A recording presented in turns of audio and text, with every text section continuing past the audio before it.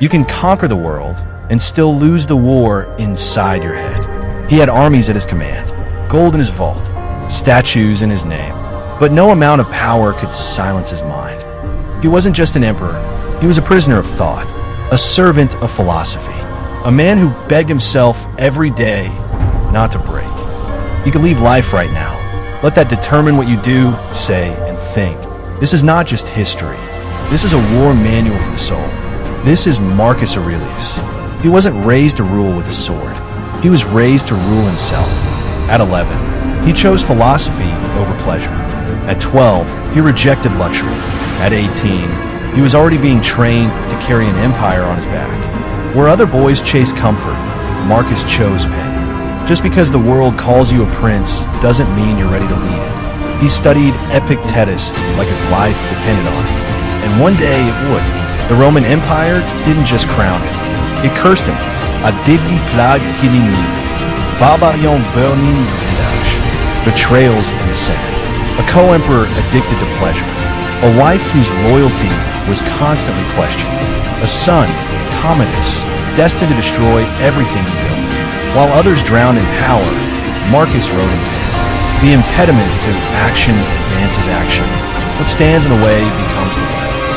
Every night, he stared death in the face and whispered back, "I'm still here." He didn't write meditations to impress philosophers. He wrote it to stop himself from falling apart. Don't waste time. You're dying. You could die right now. Control your emotions, even when you're in hell. These weren't quotes. They were survival instructions, written by the most powerful man alive, who still felt like a slave to emotion. He lost children. He buried friends. He fought wars that never ended. But he never stopped writing, not to be remembered, but to remember himself. He wasn't afraid to die. He was afraid to waste life. It is not death that a man should fear, but never beginning to live. Imagine losing 8 of your own children. Imagine carrying a dying empire. Imagine waking up each day and still saying, "The universe is change. Life is opinion." He didn't build statues. He built unshakable character.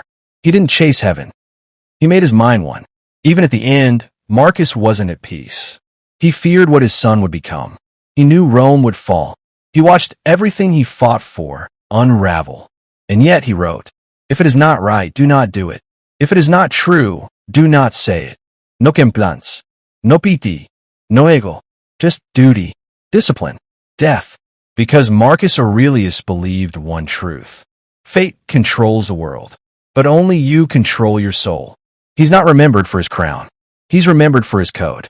In every modern soul seeking peace in chaos. In every warrior choosing silence over rage. In every man who suffers, but still refuses to break. Marcus Aurelius lives on. If Marcus Aurelius could survive betrayal, loss, death, war, and still look in the mirror and say, "Be good," then so can you. You have no excuse. No storm is bigger than your soul. No pain is stronger than your purpose. No empire matters if you can't rule yourself. Read him, study him, and above all, become him. You have power over your mind, not outside events. Realize this, and you will find strength. Be like Marcus. Don't run from the fire. Become a fire. Asterisk-like, comment, and share if you're ready to master your mind like Marcus Aurelius.